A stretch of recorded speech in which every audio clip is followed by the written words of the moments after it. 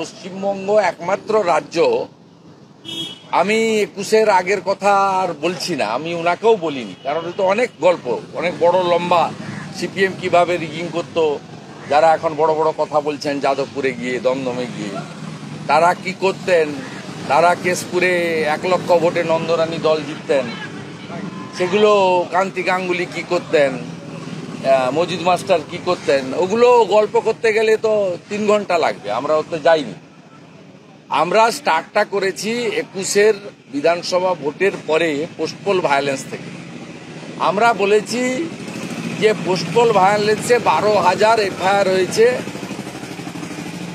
Retired justice Manjula চেল্লুরের নেতৃত্বে seat গঠন হয়েছে এবং 61টা এফআইআর সিবিআই করেছে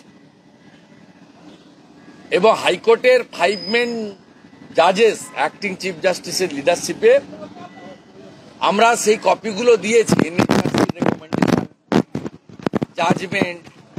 এবং আমরা বলেছি আজ পর্যন্ত 15টা স্টেটে ভোট হয়েছে, ইনক্লুডিং পাঞ্জাব, যে রাজ্যের উনি আইপিএস ক্যাডার, সেখানে ম্যাসিভ ম্যান্ডেট নিয়ে আপ এসেছে, কংগ্রেস হেরে গেছে।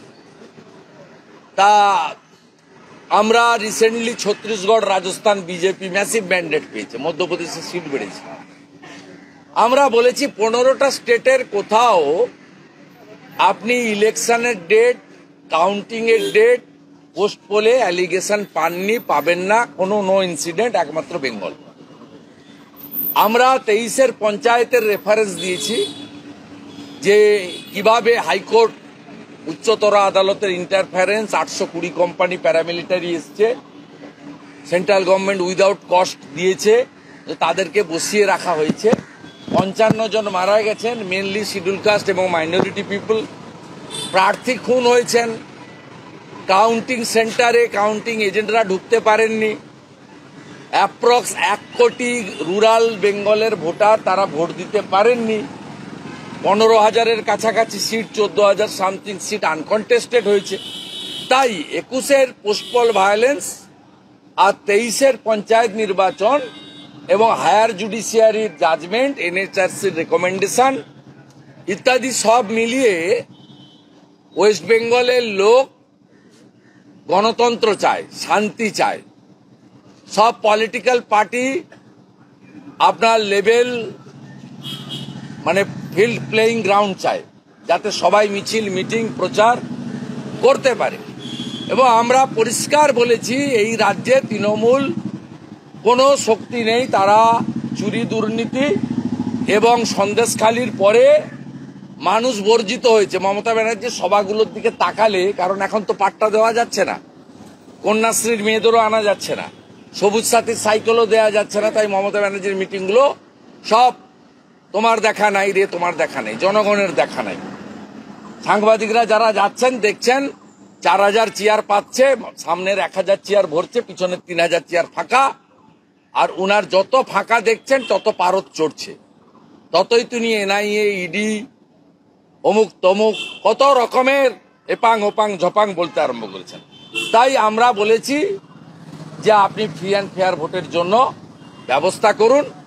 এবং পুলিশ হচ্ছে মূল প্রতিপক্ষ, পশ্চিমবঙ্গ পুলিশ হচ্ছে মূল প্রতিপক্ষ, তারাই এখানে এইসব করছে। প্রায় 15,107 কাটা হয়েছে, তার মধ্যে 13,000-এর বেশি বিজেপি কার্যকর্তার নামে 107 কেটেছেন। আমরা এই কথাগুলো বলেছি, কিছু তথ্য ওনাকে দিয়েছি।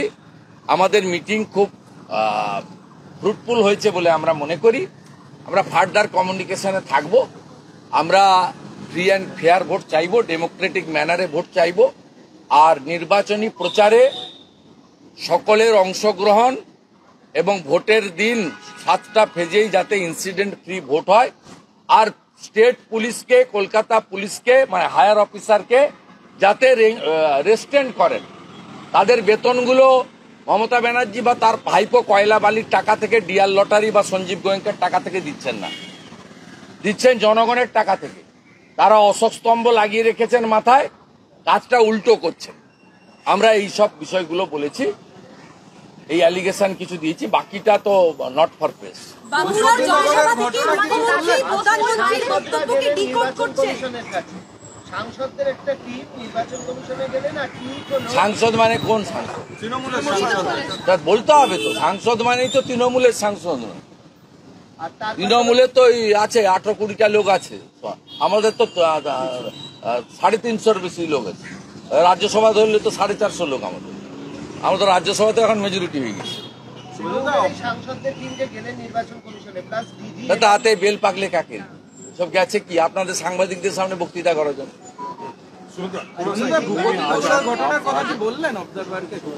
না না, আমি স্পেসিফিক বলবো না।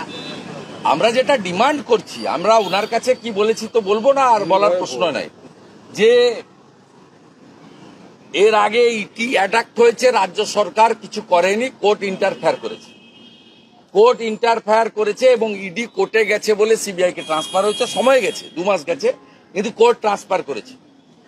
কোর্টের ইন্টারফেয়ার, এখন তো আমরা কোর্টে যাব কেন? ইসিআই কে করতে হবে।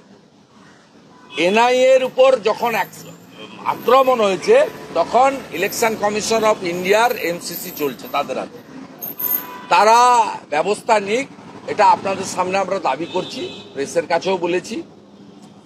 লিখিত কমপ্লেনও গতকাল on behalf of BJP Shishir Bajoria mail করে পাঠিয়েছেন। নতুন করে কোনো বিষয় না, ইসিআই দিল্লি থেকে ডিসিশন নিতে হবে। আমি শুনেছি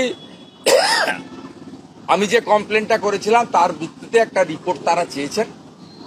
রিপোর্ট রাজ্য সরকার কালকে সানডে ছিল হয়তো দেননি, আজকে মানডে দেবেন। তারপরে আমরা কি করে দেখব, তারপরে প্রয়োজন হলে ইসিআই এর কাছে দাবি করব। ইসিআই অ্যাকশন না নিলে ইসিআই অ্যাকশন নেয়নি এটাও বলবো। সবটাই ইসিআইর কাজকে সাপোর্ট করতে হবে তার তো কোনো মানে নেই। ইসিআইর কাজ যদি জনবিরোধী হয় বা সরকারি দল রাজ্য সরকারের পার্টিকেই গাড় করে হয়, সেক্ষেত্রে আমরা রিঅ্যাক্ট করব। But it is too early to say anything. রিপোর্টটা যেতে দেন, ইসিআই কে রিঅ্যাক্ট করতে দেন। বলছি প্রশান্ত কিশোর বলছে বিজেপি 1 নম্বর দল হবে এ রাজ্যে, তৃণমূল। এটা মানুষ বলছে, এটা মানুষ বলছে। তাই মানুষের কথাটা এখানে যারা প্রশান্ত কিশোরের লোকজন কাজ করছেন, আইপ্যাকের প্রতীক জৈন সহ, তারা কনভে করছেন তাদের বসকে, পুরনো বসকে। এই মানুষের কথাটা প্রতিধ্বনি হচ্ছে, শুধু তো প্রশান্ত কিশোরের কথা নয়। আমরা সার্ভেতে আমি বিশ্বাস করি না, সার্ভেতে বিশ্বাস করি না আমি, কিন্তু আপনাদের সব সার্ভেতেও বলছে যে ভারতীয় জনতা পার্টি তার আসন সংখ্যা বাড়াচ্ছে। আমি সবচেয়ে বড় কথা বলবো, আপনি ট্রামে, বাসে, বাজারে, দোকানে, যে কোনো জায়গায় কথা বললে লোক সবাই মুখ খুলেছে যে বিজেপি এবারে অনেক সিট পাবে। উপরের সংখ্যাটা কততে গিয়ে দাঁড়াবে কেউ বুঝতে পারছে না। বিজেপির আসন যে অনেক বাড়ছে আর তৃণমূল যে নিচে নামছে, 8 থেকে 80 সবাই বলছে। আমাদের ভিডিও ভালো লাগলে লাইক এবং শেয়ার করুন। কমেন্ট সেকশনে গিয়ে জানান আপনাদের মতামত। আরও ভিডিও পেতে আমাদের চ্যানেল সাবস্ক্রাইব করুন এবং প্রতি মুহূর্তে খবরের আপডেট পেতে প্রেস করুন বেল আইকন।